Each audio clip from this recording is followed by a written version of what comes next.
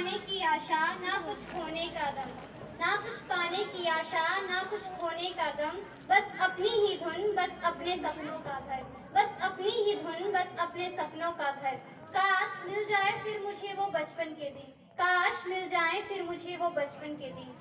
नमस्कार, शुभ मध्याह्नम, a very good afternoon to all of you. मैं नीतू ठाकुर, कक्षा 12वीं की छात्रा, आज बाल दिवस के इस अवसर पर कुछ शब्द कहना चाहूंगी। मैं आशा करूंगी कि आप मेरे शब्दों को ध्यानपूर्वक सुनेंगे। सबसे पहले तो आप सभी को मेरी तरफ से और सुभाष चंद्र बोस सदन की तरफ से बाल दिवस की हार्दिक शुभकामनाएं। एक बचपन का जमाना था, होता जब खुशियों का आशियाना था। एक बचपन का जमाना था, होता जब खुशियों का आशियाना था। चाहत तो चांद पाने की थी, पर दिल तो तितली का दीवाना था। चाहत तो चांद पाने की थी, पर दिल तो तितली का दीवाना था। जैसा कि आप सभी जानते हैं कि आज बाल दिवस है।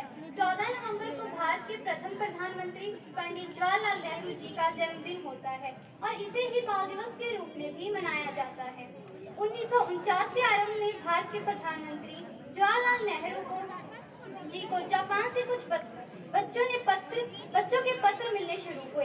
हजारों की तादाद में उन लिखे गए पत्रों में एक विशेष बात थी। उन बच्चों की एक भोली सी ख्वाहिश थी कि भारत द्वारा जापान के बच्चों को एक हाथी उपहार दिया जाए।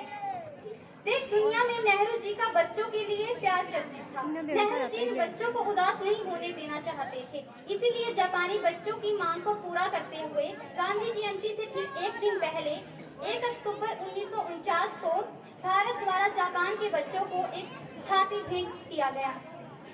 बच्चे देश के भविष्य होते हैं, इसीलिए हम सभी को बच्चों की शिक्षा की तरफ ध्यान देना चाहिए। नन्ही सी कली है ये, भारत का खिलता कमल है ये। नन्ही सी कली है ये, भारत का खिलता कमल है ये। बाल दिवस पर है इन्हें सिखाना, जीवन अनमोल है इसे यूं ही ना गंवाना। बाल दिवस पर है इन्हें सिखाना, जीवन अनमोल है इसे यूं ही ना गंवाना। देश के भविष्य हो तुम, शक्तिशाली युग की ताकत हो तुम। देश के भविष्य हो तुम, शक्तिशाली युग की ताकत हो तुम। एक बच्चे की शिक्षा की शुरुआत उसके बचपन से ही होती है। तो चलिए शुरू करते हैं कुछ पुरानी यादों से, जो शायद मेरी ही नहीं बल्कि यहाँ बैठे सभी की यादें हो सकती हैं। तो चलिए शुरू करते हैं। एक बच्चे की मुलाकात एक शिक्षक से उस दिन होती है जो दिन शायद थोड़ा सा अलग होता है, क्योंकि उस दिन उसके माँ बाप एक रोते हुए छोटे से बच्चे को उसके अपने से दूर भगा रहे होते हैं और शायद हम लोग उस दिन अपने माँ बाप से नफरत कर रहे होते हैं। तो चलिए वहीं से शुरू करते हैं। एक रोते हुए बच्चे को उसकी माँ से दूर करने वाले भी आप थे। एक रोते हुए बच्चे को उसकी माँ से दूर करने वाले भी आप थे। उसको इतने हक से डांटने वाले भी आप थे। उसको इतने हक से डांटने वाले भी आप थे। उसको सही गलत का पाठ पढ़ाने वाले भी आप थे। उसको A for apple, B for ball से लेकर addition, subtraction, multiplication, ascending descending order सिखाने वाले भी आप थे। New school, new teachers, new students, new friends.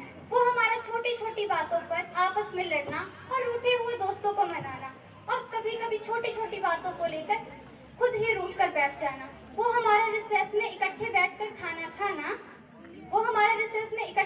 खाना खाना और क्लास में टीचर्स के ना आने पर जोर जोर से शोर मचाना। वो हमारे क्लास में टीचर से छुप छुप कर कच्चे आम खाना की बातें हमेशा याद आया करेंगी।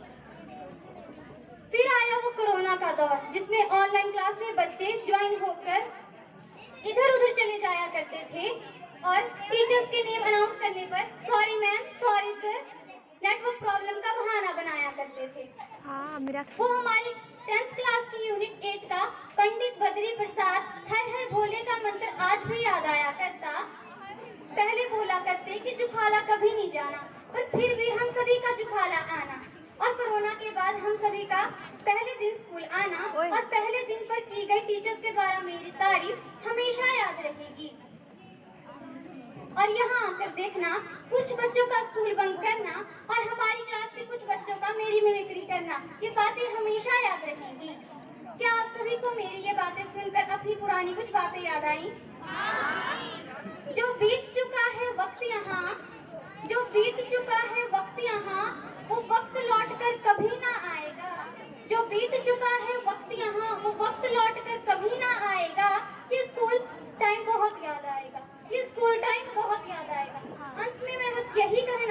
चाहूंगी, वो शरारत, वो मस्ती का दौर था, वो शरारत, वो मस्ती का दौर था, वो बचपन का मजा ही कुछ और था, वो बचपन का मजा ही कुछ और था। धन्यवाद। जय हिंद, जय भारत।